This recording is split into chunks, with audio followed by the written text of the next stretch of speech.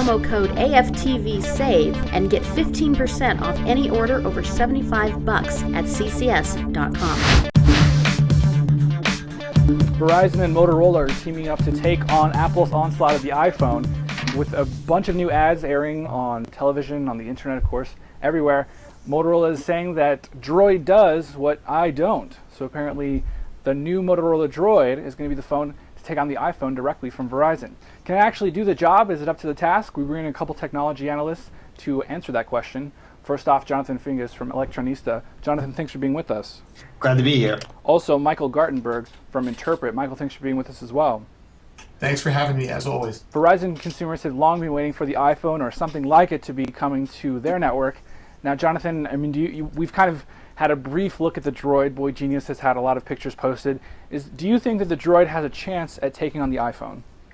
Well, that's a tricky question because the problem is that you can make a really good device, but momentum may simply work against you. Because I mean that happened with the iPod because like you'd have companies who would have like touchscreen devices really early, or like they'd add Bluetooth and all kinds of other things to their players, and they still ended up losing because the iPod was always good enough, and in some cases actually still better, and so it ended up winning anyways. That said, the Droid is probably one of the best shots that Android at least has at trumping the iPhone. A lot of people have been looking forward to the Hero, Michael, as sort of this device that people were excited about. Of course, it's coming out on Sprint, so it's not that big name, especially Verizon being the number one carrier in the U.S. Do you think that the Droid has a chance at unseating the iPhone and giving Verizon customers something to look forward to, and maybe even tout over their AT&T friends?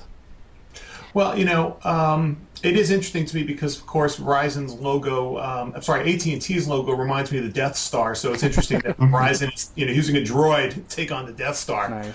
But look, Verizon's smartphone catalog is kind of weak. They needed a couple of devices to boost that up. So if you're a Verizon customer and you like the Verizon network, you've got a cool device too. But trying to go head-to-head with the iPhone seems like a really bad strategy. We've seen people try and take on the iPod, right, as you pointed out, and it doesn't work. You can argue that you've got a removable battery and Apple doesn't, and the market doesn't really care. Yeah. And all it does is it highlights the fact that you're not an iPhone. No one is going to beat Apple by trying to out-iPhone the iPhone. They're going to beat them by finding ways to do something different.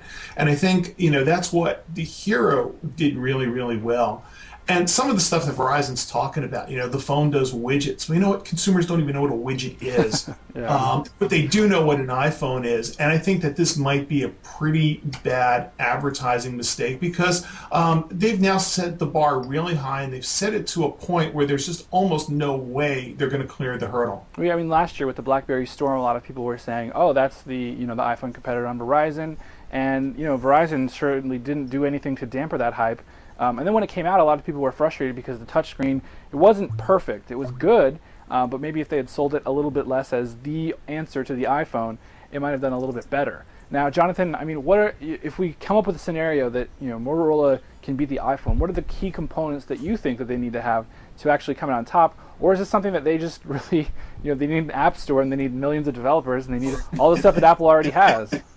Yeah, well, to some extent, yeah, it may be hard to do that just because you need all those pieces just right in the right place. But I guess one of the things is that they need a fast Android phone. I mean, I've seen a whole bunch of Android phones, and so many of them are always, like, they're all right, but they're always just kind of clunky, and there's a kind of jittery. Like, I remember using the HTC Magic or the T-Mobile MyTouch 3G, and it was like, well, I enjoyed the experience, except that it constantly felt like I was slogging through it. So speed is one factor, but yeah, I think that's definitely a good starting point. I think the Hero has the best shot. I mean, from the times I've used it, both at CTIA and previously when they first announced it back in New York, it seems like it's getting there, but at the same time, I have had consistently sluggish experiences. It wasn't every time, but you don't see that iPhone level of smoothness for sure. Michael, do you think that polish and shine can help make it better? I mean, or what are some of the other things that you think that they might need? Well, certainly it's going to be difficult for Motorola to take this on. We saw reports today that said Google was really involved in the design of this device.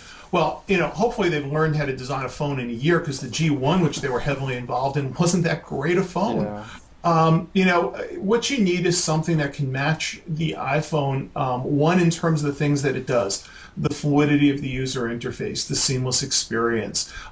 You're not going to get 75,000 apps, but you need differentiated apps. You need things that the iPhone can't do that consumers want to do. Yeah. And frankly, a lot of the Android story is still pretty weak. For example, there's no way to synchronize your content directly from your PC to your Android. It's a drag and drop solution. You've got 10,000 songs. You don't want to recreate your playlists one song at a time. Yeah. So they've got their work cut out for them. And I think what they should be doing is talking about saying, hey, we've got a selection of cool phones. We've got a great network.